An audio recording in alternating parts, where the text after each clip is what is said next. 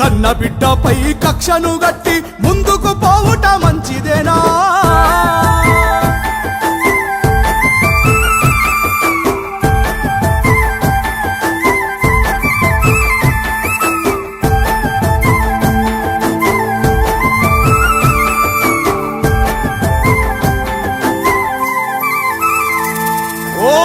Bill కొరకు గట్టిగా కొట్లాడి తెలంగాణ పౌరుషం చూపలేదా? కేసీఆర్ తర్వాత ఢిల్లీ నదరగొట్టే ఘనత కవితమ్మక దక్కలేదా?